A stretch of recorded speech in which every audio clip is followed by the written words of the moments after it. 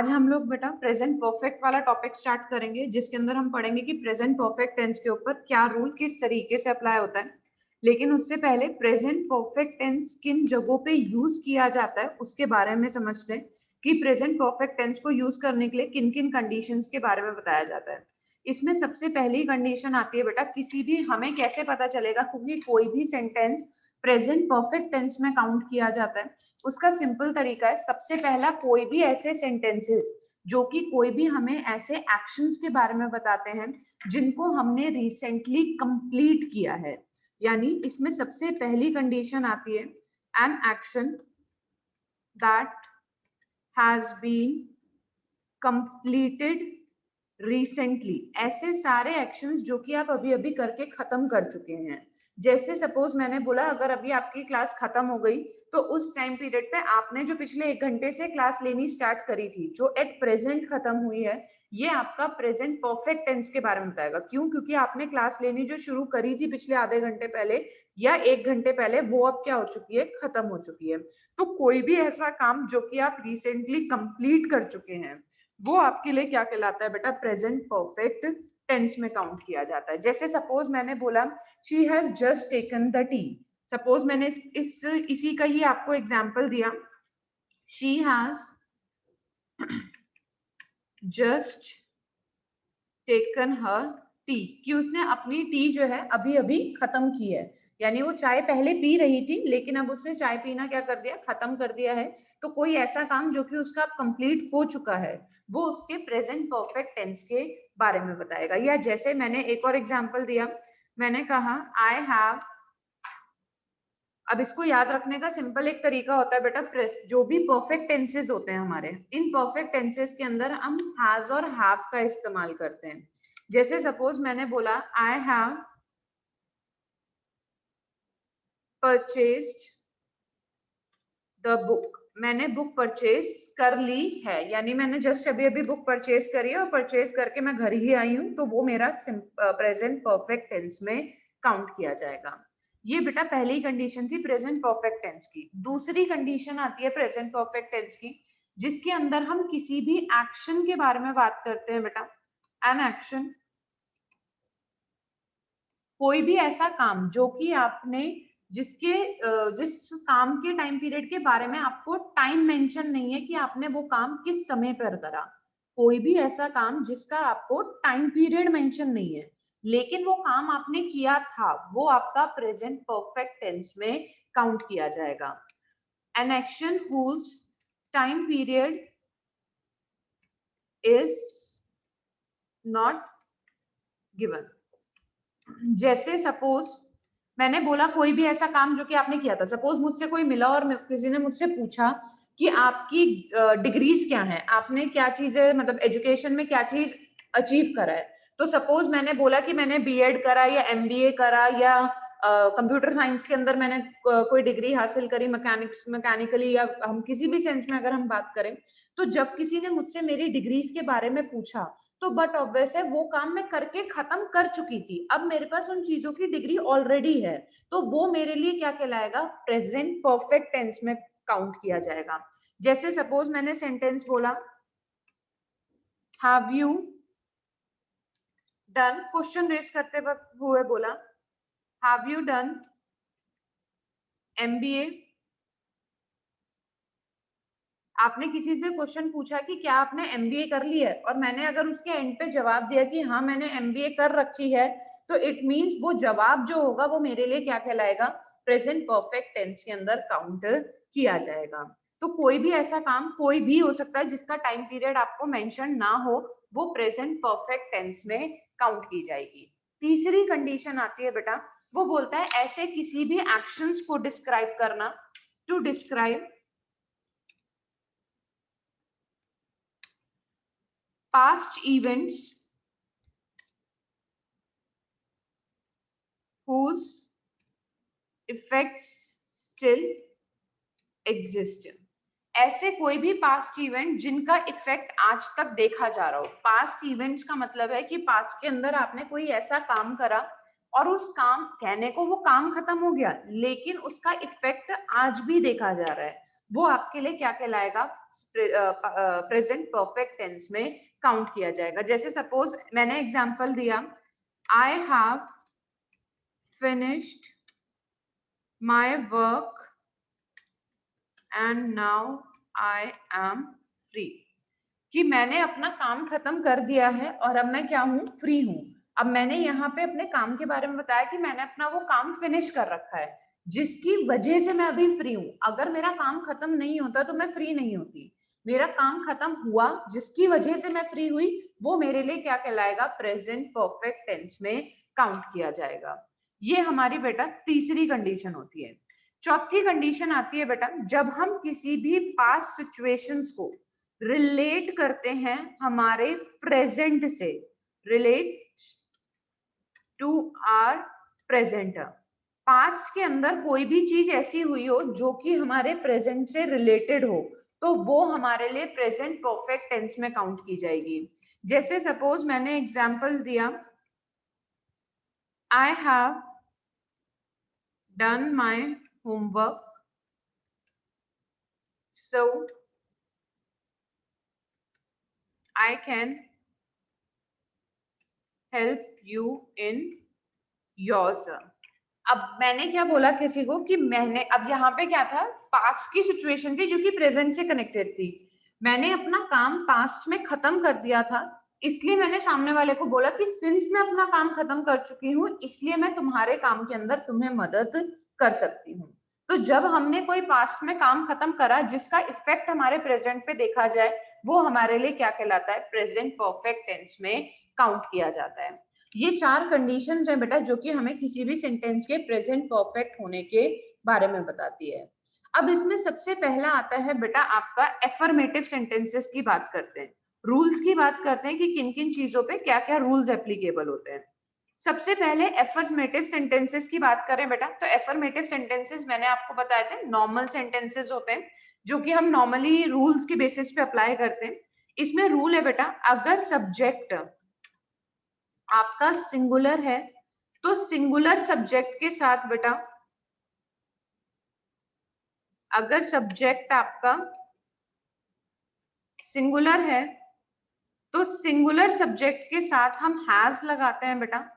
और हैज के साथ, क्योंकि ये हमारे थोड़ा बहुत परफेक्ट टेंस के अंदर हम ज्यादातर वर्ब की थर्ड फॉर्म का इस्तेमाल करते हैं, तो ये हमारी एक ऐसी फॉर्म होती है बेटा जिसमें सिचुएशन तो प्रेजेंट की होती है लेकिन वर्ब की थर्ड फॉर्म का इस्तेमाल किया जाता है। रूल के accordingly third form of verb आती है प्लस रिमेनिंग सेंटेंसेस। जैसे सपोज मैंने इसका आपको एग्जांपल दिया, मैंने कहा शी हैज, अब शी सब्जेक्ट था बेटा, शी के साथ मैंने क्या लगाया, हैज, क्योंकि शी सिंगुलर था। She has completed her work, उसने अपना काम क्या कर दिया, कंप्लीट कर दिया। अब यहाँ पे मैं अगर सेंटेंस की बात करूं तो सब्जेक्ट शी था जो कि सिंगुलर के लिए यूज किया गया, हमने उसके साथ हैज लगाया परफेक्ट के अंदर, और कंप्लीटेड हर वर्क क्या था आपका रिमेनिंग सेंटेंस। या फिर सपोज मैंने एक और एग्जांपल दिया, he had he has gone for the picnic, कि वो कहाँ गया है, पिकनिक के लिए वो जा चुका है। ये सिंगुलर था, ही सब्जेक्ट था सिंगुलर सेंस में, साथ में हैज लगाया। Go went gone, gone verb की थर्ड फॉर्म थी। फॉर द पिकनिक आपका क्या था बेटा, रिमेनिंग सेंटेंस। ये तो रूल तब अप्लाई था जब सब्जेक्ट सिंगुलर था। अब बात करते हैं बेटा जब सब्जेक्ट आपका प्लूरल है। अगर सब्जेक्ट आपका प्लूरल है बेटा तो रूल किस तरीके से अप्लाई होता है, प्लूरल के साथ हम हैव लगाते हैं और हैव के साथ थर्ड फॉर्म ऑफ वर्ब का इस्तेमाल किया जाता है प्लस आपका रिमेनिंग सेंटेंस। जैसे सपोज मैंने एग्जांपल दिया, प्लूरल सेंस में मैंने वर्ड बोला दे। अब दे हम एक से ज्यादा के लिए यूज करते हैं तो दे के साथ हम क्या करेंगे, हैव लगाएंगे। They have gone for the movies, कि वो लोग किस चीज के लिए जा चुके हैं, मूवीज के लिए जा चुके हैं। तो यहाँ पे दे रूलर सेंस में था, हैव हमने साथ में लगाया, go went gone, gone verb की थर्ड फॉर्म थी, फॉर द म्यूजिक आपका क्या था बेटा, रिमेनिंग सेंटेंस। या मैंने बोला दे, सपोज एक और एग्जांपल था, आप दे की जगह वी भी लगा सकते हो, वी हैव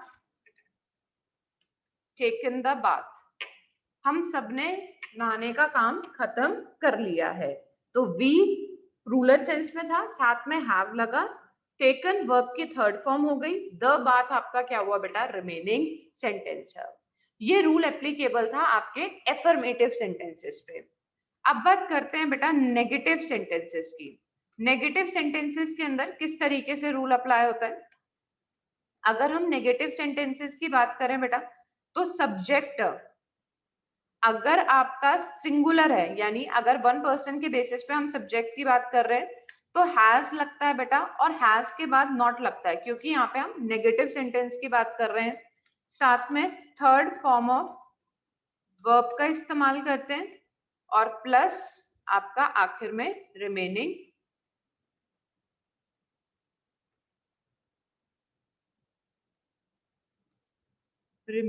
सेंटेंस। जैसे सपोज मैंने एग्जांपल दिया था, she has completed her work, अगर मुझे इसका नेगेटिव बनाना है तो सेंटेंस क्या बनेगा, शी हैज के बाद नॉट लग जाएगा, कंप्लीट का कंप्लीटेड का कंप्लीटेड ही रहेगा, she has not completed her work, कि उसने अपना काम खत्म नहीं करा। ऐसे he has gone for the picnic था, अगर मुझे इसका नेगेटिव करना है बेटा, तो इसका नेगेटिव सेंटेंस क्या बनेगा, ही हैज नॉट लग जाएगा रूल के accordingly, gone for the picnic, कि वो पिकनिक के लिए नहीं गया था। ये कंडीशन थी बेटा जब सब्जेक्ट सिंगुलर था। अब बात करते हैं जब सब्जेक्ट प्लूरल हो। जब सब्जेक्ट प्लूरल होता है बेटा, तो उसके साथ हम हैव लगाते हैं, और नेगेटिव सेंटेंसेस के अंदर हैव के बाद हम क्या लगाते हैं बेटा, नॉट का इस्तेमाल करते हैं, प्लस थर्ड फॉर्म आती है आपकी वर्ब की, प्लस रिमेनिंग सेंटेंस। जैसे सपोज मैंने एग्जांपल बोला था, they have gone for the movies, अगर मुझे इसका नेगेटिव करना है बेटा, तो सेंटेंस बनता दे have not gone for the movies. यही वी हैव टेकन द बात है, अगर मुझे इसका नेगेटिव करना है बेटा, तो we have not taken the bath. ये आपका क्या था बेटा, नेगेटिव सेंटेंसेस के अकॉर्डिंगली रूल्स के बारे में बताया गया कि किस तरीके से रूल्स एप्लीकेबल होते हैं। अब बात करते हैं बेटा हम लोग इंटेरोगेटिव सेंटेंसेस की। इंटेरोगेटिव सेंटेंसेस जहां पे हम क्वेश्चन पुट अप करते हैं। अगर इंटेरोगेटिव की बात करें बेटा, तो इंटेरोगेटिव में जब हम किसी से क्वेश्चन पुट अप करते हैं, तो क्वेश्चन को पहले लिखा जाता है, उसके बाद हम क्या करते हैं, उसकी फॉर्मेशन सब्जेक्ट के अकॉर्डिंगली फॉर्म करते हैं। जैसे सपोज अगर इंटेरोगेटिव है, तो सबसे पहले हम क्या करेंगे, इसमें हैज और हैव का इस्तेमाल करेंगे। सबसे पहले हैज और हैव लगेगा बेटा, उसके बाद सब्जेक्ट आएगा, हैज और हैव के बाद आप सब्जेक्ट लगाएंगे, सब्जेक्ट के बाद बेटा थर्ड फॉर्म ऑफ वर्ब आएगी,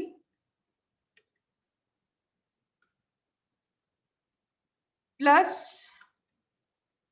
रिमेनिंग सेंटेंस।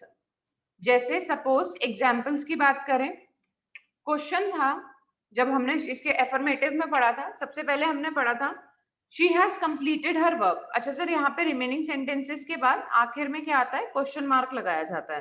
तो जैसे सपोज था she has completed her work, मुझे इसका क्वेश्चन पुट अप करना है, तो शी सिंगुलर था, तो हम पहले हैज लगाएंगे बेटा, फिर सब्जेक्ट का शी लगेगा, हैज शी कंप्लीटेड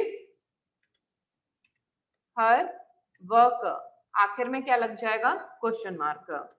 यही he has gone for the picnic, मुझे इसका क्वेश्चन रेस करना है, तो हैज पहले लगेगा, ही बाद में आएगा, has he gone for the picnic, आखिर में question mark.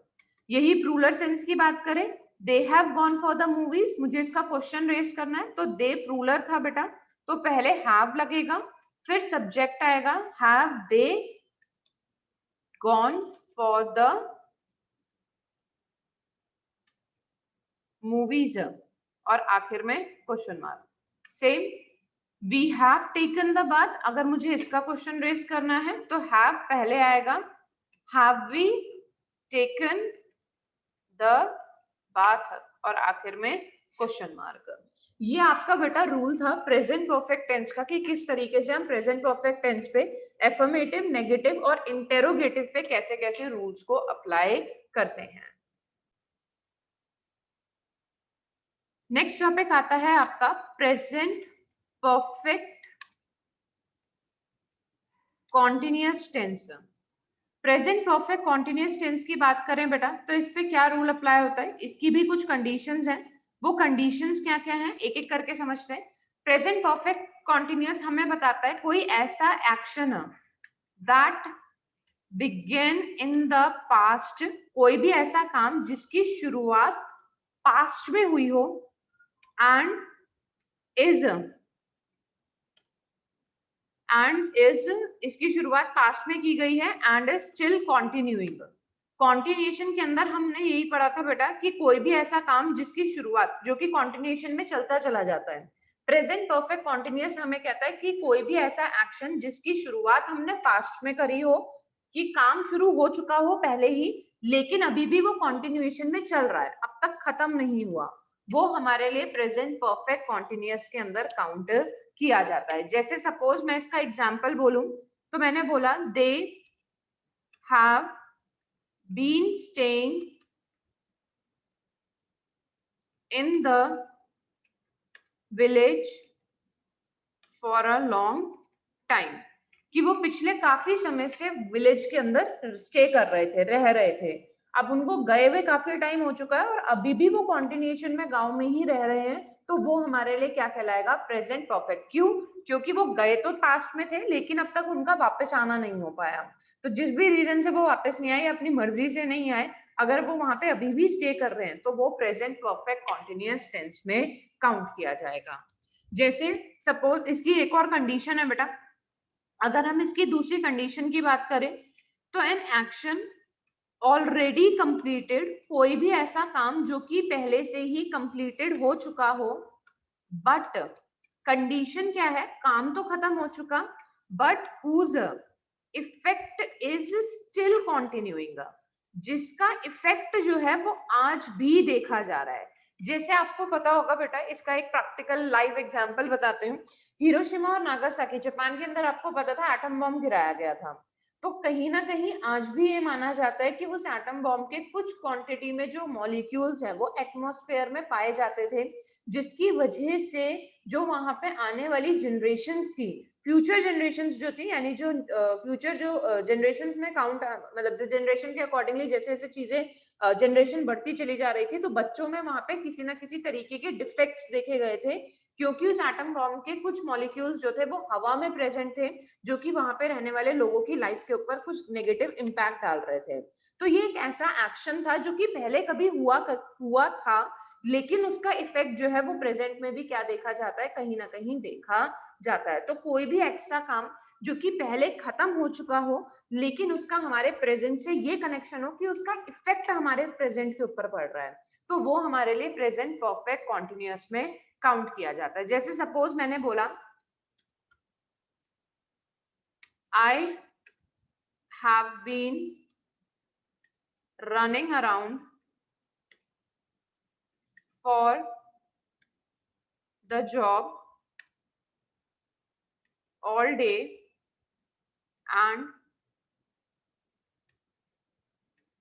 Now I am tired, कि मैं सारा दिन से जॉब के लिए एक जगह से दूसरी जगह ट्रेवल कर रही थी और अब मैं क्या हो चुकी हूँ, पूरी तरीके से थक चुकी हूँ। पास्ट का इवेंट था कि मैं जॉब के लिए ढूंढ चुकी थी पूरी की पूरी, अलग अलग जगहों पे जाके इंटरव्यूज दिए, सारा दिन मैंने अपना वे उसके अंदर यूटिलाइज करा, लेकिन अब जब दिन खत्म हुआ तो एट द एंड काम शुरू से किया हुआ था, काम खत्म हो चुके, लेकिन उसका इफेक्ट अब क्या आ रहा है कि मैं पूरी तरीके से थक गई हूँ, जिसकी वजह से मेरी बॉडी में पेन या सर में दर्द, कुछ भी XYZ रीजन हो सकते हैं। तो वो हमारे लिए क्या कहलाएगा बेटा, प्रेजेंट परफेक्ट कॉन्टिन्यूअस टेंस में काउंट किया जाएगा। इसकी कुछ कंडीशंस हैं बेटा, ये दो कंडीशंस ही हैं बेसिकली जो कि प्रेजेंट परफेक्ट कॉन्टिन्यूअस के बारे में बताती हैं। इसमें सबसे पहले बेटा एफर्मेटिव सेंटेंसेस की बात करते हैं। एफर्मेटिव सेंटेंसेस पे रूल किस तरीके से एप्लीकेबल होता है, अगर सब्जेक्ट आपका सिंगुलर है बेटा, तो सिंगुलर सब्जेक्ट के साथ हम हैज लगाते हैं, और हैज के साथ, अब सर एक चीज याद रखने की है, प्रेजेंट परफेक्ट में खाली हैज लगता है, प्रेजेंट परफेक्ट कॉन्टिन्यूअस में हैज के साथ बीन लगाया जाता है, ऐसे ही हैव के साथ भी बीन लगाया जाता है। ये डिफरेंस है प्रेजेंट परफेक्ट और प्रेजेंट परफेक्ट कॉन्टिन्यूअस में।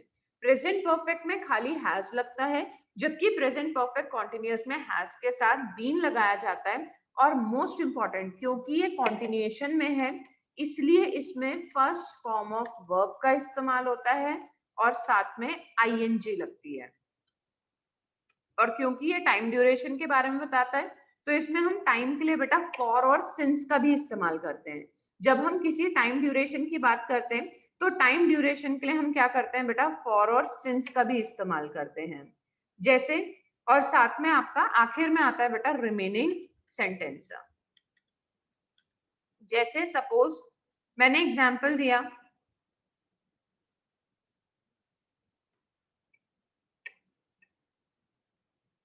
सपोज मैंने बोला ही, सिंगुलर था, हैज लगा, हैज के साथ बीन लगाया, he has been sleeping since 6 o'clock, कि वो कितने बजे से सो रहा है, 6 बजे से सोए ही जा रहा है। अब यहाँ पे सिंगुलर सब्जेक्ट था, हैज लगाया, हैज के साथ बीन लगाया, स्लीप वर्ब की फर्स्ट फॉर्म थी, आईएनजी करके स्लीपिंग बना बेटा, सिंस 6 o'clock आपका सिंस टाइम ड्यूरेशन के लिए यूज किया गया, और 6 o'clock आपका रिमेनिंग सेंटेंस था। या सपोज मैंने एक और एग्जाम्पल दिया, she has been dancing for last 4 hours, कि वो पिछले 4 घंटे से क्या कर रही है, नाचे जा रही है। तो शी सब्जेक्ट था, हैज बीन लगा साथ में, डांस के साथ डांस वर्ब की फर्स्ट फॉर्म थी, आईएनजी लगा, डांसिंग बना, फॉर लास्ट 4 hours आपका क्या था बेटा, रिमेनिंग सेंटेंस। ये रूल तब एप्लीकेबल था जब सब्जेक्ट आपका सिंगुलर था। अब बात करते हैं जब सब्जेक्ट हमारा बेटा प्लूरल होता है, तो प्लूरल के केस के अंदर हम हैव लगाते हैं और हैव के साथ बीन लगाया जाता है, plus first form of verb होती है,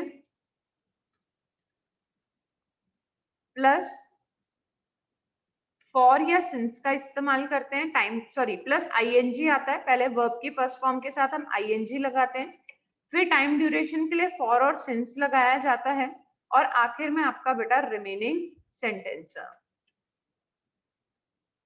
जैसे सपोज मैंने एग्जांपल दिया, they have been running for 3 hours, कि वो लोग पिछले 3 घंटे से क्या कर रहे हैं, सारे के सारे भाग ही रहे हैं। तो दे हमारा प्लूरल सेंस में था, हैव बीन लगा बेटा साथ में, रन वर्ब की फर्स्ट फॉर्म थी, आईएनजी लग के रनिंग बन गया, फॉर 3 hours आपका फॉर टाइम ड्यूरेशन के लिए लगा, और 3 hours आपका रिमेनिंग सेंटेंस है। ऐसे ही सपोज मैंने बोला, we have been partying since last night, कि हम लोग बीती हुई रात से क्या कर रहे हैं, पार्टी कर रहे हैं। तो वी रूलर था, हैव बीन लगा, पार्टी वर्ब की फर्स्ट फॉर्म थी, आईएनजी के साथ पार्टिंग बन गया, night sorry since last night, यहाँ पे सिंस आएगा, सिंस टाइम ड्यूरेशन के लिए लगाया, और लास्ट नाइट आपका रिमेनिंग सेंटेंस में काउंट किया गया। ये रूल था बेटा जब हम प्लूरल सेंस में बात करते हैं एफर्मेटिव सेंटेंसेस की। अब बात करते हैं नेगेटिव सेंटेंसेस के। नेगेटिव सेंटेंसेस के अंदर रूल किस तरीके से एप्लीकेबल होता है, अगर सब्जेक्ट हमारा सिंगुलर है बेटा, तो सिंगुलर सब्जेक्ट में हम हैज लगाते हैं, हैज के साथ नॉट लगता है और नॉट के बाद बीन लगाया जाता है। ये तीनों में डिफरेंस, यहाँ पे जनरली हम हैज और नॉट जो लगाते हैं उनके बीच में डिफरेंस होता है बेटा। हैज और बीन के बीच में नॉट लगाया जाता है। Plus first form of verb plus ING plus for और सिंस प्लस रिमेनिंग सेंटेंस। जैसे सपोज एग्जाम्पल की बात करें बेटा, he has been sleeping since 6 o'clock। अगर मुझे इसका नेगेटिव करना है तो नेगेटिव क्या होगा, ही हैज के बाद क्या आएगा, नॉट आएगा। He has not been sleeping since 6 o'clock। ये आपका क्या हुआ बेटा, negative sentence. She has been dancing for last 4 hours, इसका मुझे नेगेटिव करना है तो सेंटेंस क्या बनेगा, she has not been dancing for last 4 hours। ऐसे ही बेटा they have been running for 3 hours, अगर मुझे इसका नेगेटिव करना है तो ये हमारा बेसिकली पहले प्लूरल सेंस के अंदर था कि सिंगुलर सेंस में था कि सिंगुलर सेंस में क्या रूल अप्लाई होता है। अब बात करते हैं बेटा, अगर हमारा सब्जेक्ट प्लूरल सेंस में हो तो सब्जेक्ट प्लूरल में रूल क्या लगता है, सब्जेक्ट के साथ हम हैव लगाते हैं, हैव के बाद नॉट आता है बेटा, नॉट के बाद बीन लगाया जाता है, plus first form of verb होती है, फर्स्ट फॉर्म ऑफ वर्ब के साथ आईएनजी लगता है क्योंकि कॉन्टिन्यूएशन में होता है ये। फर्स्ट फॉर्म ऑफ वर्ब के साथ हम आईएनजी लगाते हैं, प्लस टाइम ड्यूरेशन के लिए फॉर और सिंस का इस्तेमाल करते हैं, प्लस रिमेनिंग सेंटेंस। जैसे they have been running for 3 hours था, मुझे अगर इसका नेगेटिव करना है बेटा तो they have not been running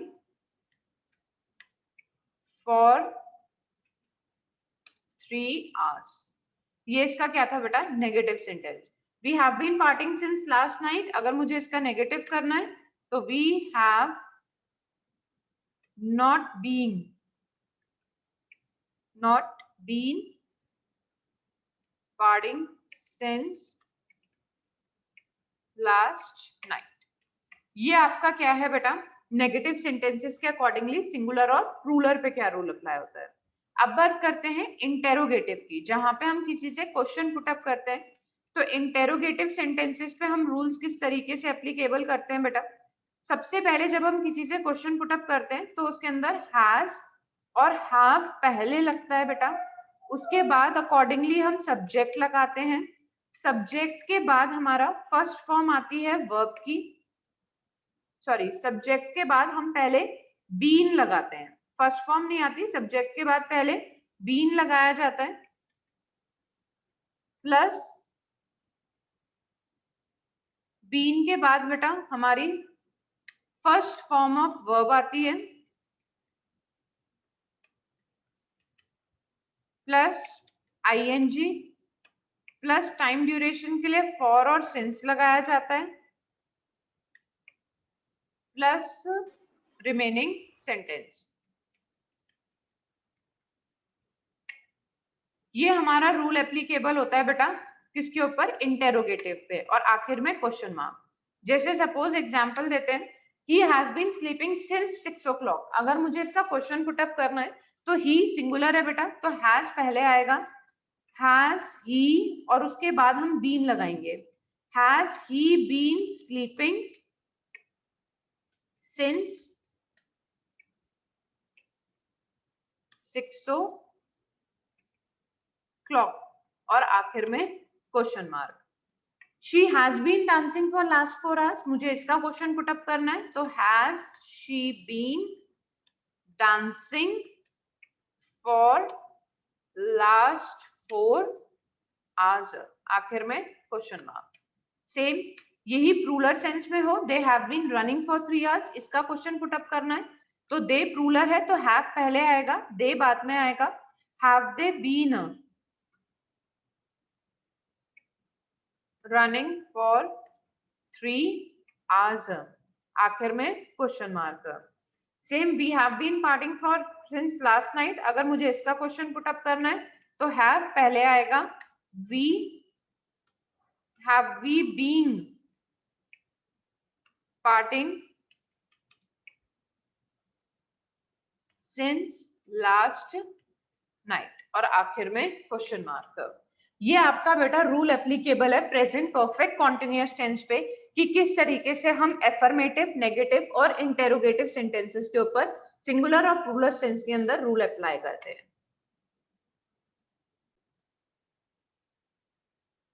ये जो हमने टॉपिक कवर अप किया है बेटा, ये सारा हमारा प्रेजेंट टेंस के अकॉर्डिंगली था, जिसमें हमने 4 तरीके से क्लासिफिकेशंस के बारे में पढ़ा। सबसे पहला हमने पढ़ा सिंपल प्रेजेंट, दूसरा हमने पढ़ा प्रेजेंट कॉन्टिन्यूअस, तीसरा हमने पढ़ा प्रेजेंट परफेक्ट, और चौथा हमने पढ़ा प्रेजेंट परफेक्ट कॉन्टिन्यूअस। अब बात करते हैं बेटा पास्ट टेंस की। जैसे हमने पास्ट टेंस में पढ़ा था कि पास्ट टेंस में भी 4 तरीके से क्लासिफिकेशन है, सेम हम अभी उसके बारे में समझेंगे कि पास्ट टेंस के अंदर जो सबसे पहला क्लासिफिकेशन आता है बेटा, वो सबसे पहला क्लासिफिकेशन कौन सा है? सिंपल पास्ट टेंस, जिसको पास्ट, इसका दूसरा नाम है बेटा पास्ट इनडेफिनेट टेंस। ये किसी भी सेंस में पूछा जा सकता है, सिंपल पास्ट भी कह सकते हैं आप इसे, और पास्ट इनडेफिनेट टेंस के नाम से भी जाना जाता है। इसके लिए क्या रूल अप्लाई है? रूल से पहले हमें कैसे पता चलेगा सबसे पहले कि कोई चीज सिंपल पास्ट टेंस या पास्ट इंडेफिनिट टेंस के बारे में बताती है? तो कोई भी ऐसा एक्शन बेटा, हमने बात करी यहाँ पे कोई भी ऐसा action, N action that happened in the past, कोई भी ऐसा काम जो कि पास्ट में हुआ था, and to report completed actions. इसका मतलब क्या था सर? कोई भी ऐसा काम जो कि पास्ट में शुरू हुआ और पास्ट में ही खत्म हो गया, वो आपका सिंपल पास्ट टेंस था। या फिर अगर हमने किसी काम को रिसेंटली खत्म भी कर दिया है, वो भी हमारे लिए क्या कहलाएगा? सिंपल पास्ट टेंस में काउंट किया जाएगा। अब सर यहाँ पे जब हम पास्ट टेंस के बारे में पढ़ेंगे तो बहुत से बच्चों को बहुत सी कंफ्यूजन होती है। कुछ रूल्स प्रेजेंट टेंस के पास्ट पे भी एप्लीकेबल होते हैं। सिर्फ एक चीज का ध्यान रखिएगा कि कंडीशंस जो होंगी वो कई बार सेम मानी जाएंगी, लेकिन जो रूल्स एप्लीकेबल होंगे एफर्मेटिव, नेगेटिव और इंटेरोगेटिव सेंटेंसेस पे, वो प्रेजेंट के अलग होंगे और पास्ट के अलग होंगे। जैसे हमने यहाँ पे पढ़ा कि कोई भी काम जो कि हमने पास्ट में खत्म कर दिया, वो सिंपल पास्ट टेंस था, ये हमारे लिए क्या था? सिंपल पास्ट में काउंट किया गया। या कोई भी ऐसा एक्शन जिसे हमने रिसेंटली खत्म किया, वो भी हमारे लिए क्या है? पास्ट टेंस के अंदर काउंट किया जाएगा। जैसे सपोज मैंने एग्जांपल दिया, we close the shop at 8 PM, हम रात को 8 बजे दुकान बंद कर देते हैं। अब सर ये काम हमारा रोज का है ना, कल भी बंद करी थी, आज भी बंद करी है और फ्यूचर में भी करेंगे, यानी ये हमारा सिंपल प्रेजेंट की सिचुएशन को भी डिफाइन करता है। हमने सिंपल प्रेजेंट में पढ़ा था ना कि कोई भी हैबिचुअल जो चीजें हम रेगुलर बेसिस पे करते आते हैं, वो हमारा सिंपल प्रेजेंट होता है। तो यहाँ पे सिंपल प्रेजेंट और सिंपल पास्ट में ज्यादा डिफरेंस नहीं है। सिंपल पास्ट में सिर्फ डिफरेंस का आएगा रूल जो आप एप्लीकेबल करेंगे। यहाँ पे जब हम सिंपल पास्ट के रूल की बात करेंगे बेटा, तो सिंपल पास्ट के रूल के अकॉर्डिंगली हम क्या करते हैं? इसमें वर्ब की सेकेंड फॉर्म का इस्तेमाल करते हैं, इससे ज्यादा और कुछ नहीं होता, बाकी सब चीजें सेम रहती हैं। जैसे मैंने बोला we close the shop at 8 PM, हम लोगों ने दुकान कितने बजे बंद कर दी? 8 बजे बंद कर दी। या सपोज मैंने एक और एग्जांपल दिया, she met me last year, कि वो मुझसे पिछले साल मिली थी। अब वो तो काम खत्म हो गया ना, पिछले साल मिली थी तो पिछला साल बीत चुका, तो वो भी हमारे लिए क्या कहलाएगा? सिंपल पास्ट टेंस में काउंट किया जाएगा। ये थी बेटा पहली कंडीशन। दूसरी कंडीशन आती है पास्ट की सभी हैबिट्स की बात करें और रिपीटेड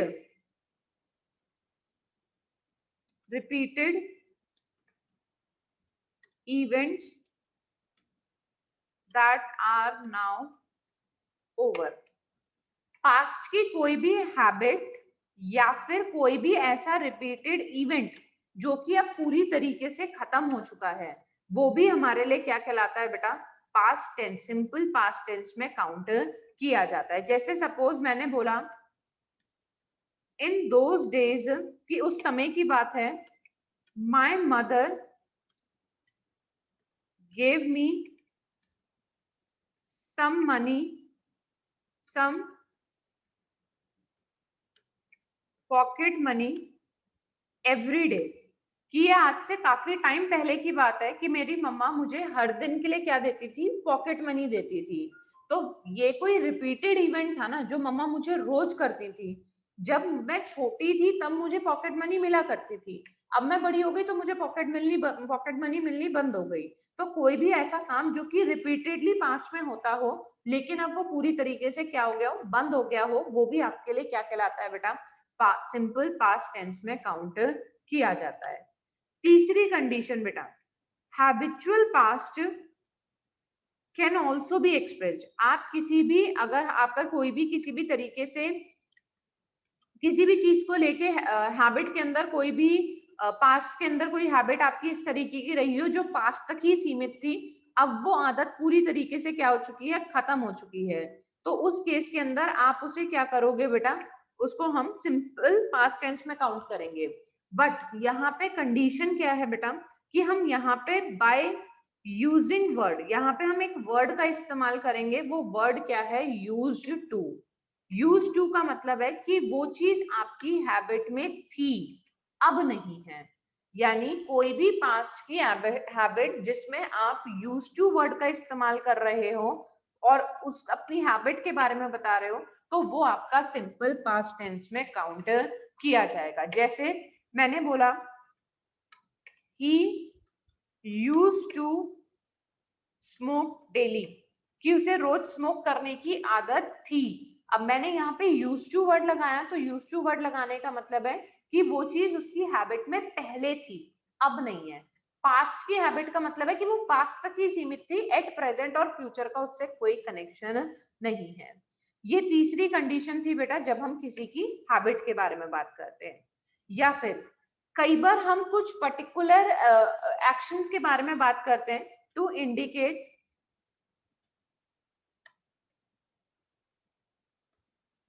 another action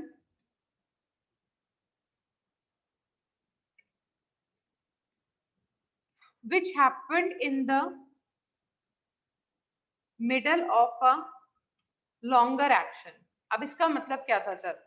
इसका मतलब था कि जब कोई एक काम पहले से चलता आ रहा था, वो काम चल रहा है, अभी खत्म नहीं हुआ, लेकिन उसके साथ साथ कोई दूसरा काम शुरू हो चुका हो, या उस पूरे ड्यूरेशन के मिडल तक आते आते आपने किसी दूसरे काम के अंदर क्या करना शुरू कर दिया? इन्वॉल्व करना शुरू कर दिया, वो आपके लिए सिंपल पास्ट टेंस में काउंट किया जाएगा।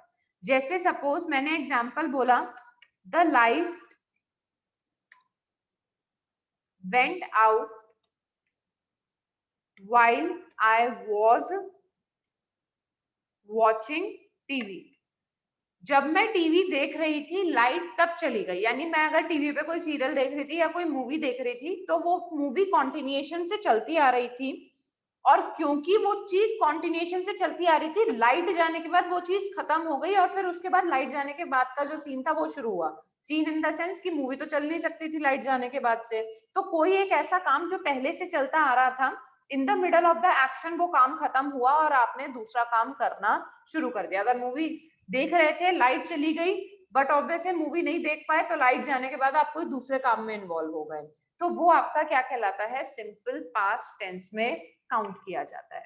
ये कुछ कंडीशंस थी बेटा सिंपल पास्ट टेंस की। इसमें सबसे पहले बात करते हैं बेटा एफर्मेटिव सेंटेंसेस की। एफर्मेटिव सेंटेंसेस कौन से होते हैं? अगर हम एफर्मेटिव सेंटेंसेस की बात करें तो अगर इसमें सब्जेक्ट, अब सर ये ध्यान रखिएगा, जो सिंपल पास्ट टेंस है उसमें सब्जेक्ट चाहे सिंगुलर हो, मैं दोनों एक साथ मेंशन कर रही हूँ, और चाहे सब्जेक्ट प्लूरल हो, दोनों में से कोई भी सब्जेक्ट हो, दोनों के साथ हम क्या करते हैं बेटा? सेकेंड फॉर्म ऑफ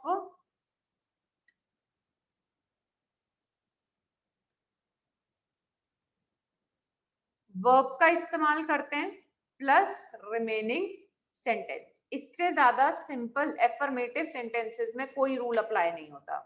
जैसे सपोज मैंने एग्जांपल दिया शी, या चलो ठीक, she played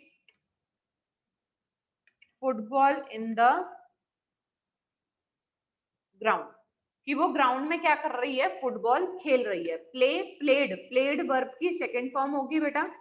football in the ground क्या है आपका, रिमेनिंग सेंटेंस है। ऐसे ही सपोज प्लूरल सेंस में है तो मैंने प्लूरल सेंस में बोला दे sang a song in the party, कि उन सब ने क्या करा, पार्टी में गाना गाया। sang वर्ब की सेकेंड फॉर्म होती है बेटा। अ सॉन्ग इन द पार्टी आपका क्या है, रिमेनिंग सेंटेंस। ये छोटा सा रूल एप्लीकेबल है, चाहे सब्जेक्ट सिंगुलर हो प्लूरल हो, वर्ब की सिर्फ सेकेंड फॉर्म लगती है और रिमेनिंग सेंटेंस आता है। नेक्स्ट बात करते हैं बेटा नेगेटिव सेंटेंसेस की। नेगेटिव सेंटेंसेस में सेम, सब्जेक्ट आपका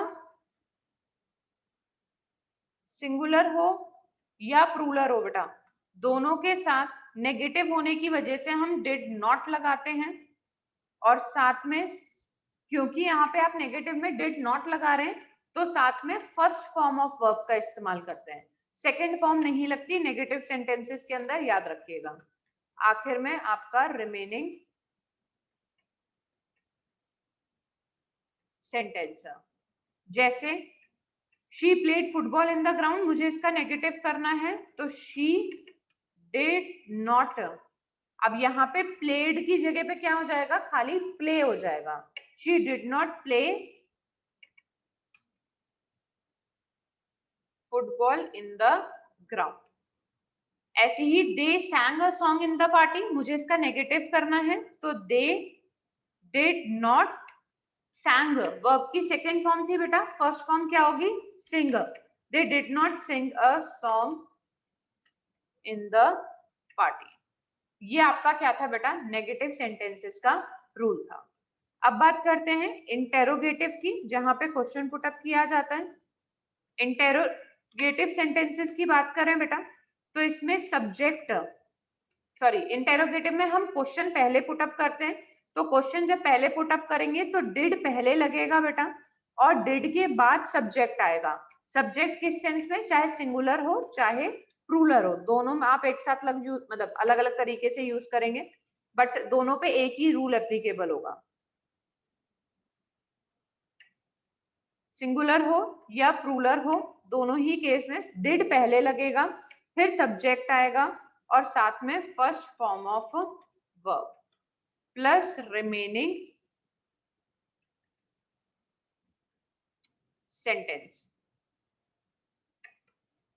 जैसे, और आखिर में क्वेश्चन मार्क, क्योंकि क्वेश्चन पुट अप कर रहे हैं आप। जैसे suppose she played football in the ground, मुझे इसका क्वेश्चन पुट अप करना था तो डिड पहले लगता, शी सब्जेक्ट बाद में आ जाता, प्ले वर्ब की फर्स्ट फॉर्म रहती, सॉरी यहाँ पे मैंने बेटा सेकंड फॉर्म लिखी है, सेकंड नहीं है फर्स्ट फॉर्म है। प्ले वर्ब की फर्स्ट फॉर्म होती, फुटबॉल इन द ग्राउंड आपका क्या होता बेटा, remaining sentence. They sang a song in the party, मुझे इसका क्वेश्चन रेज करना है तो डिड दे सिंग वर्ब की फर्स्ट फॉर्म होती, अ सॉन्ग इन द पार्टी आपका क्या होता, रिमेनिंग सेंटेंस। आखिर में क्वेश्चन मार्क। ये रूल आपका बेटा एप्लीकेबल था सिंपल पास्ट टेंस के ऊपर, जो कि एफर्मेटिव, नेगेटिव और इंटेरोगेटिव सेंटेंसेस के अकॉर्डिंगली देखा गया था।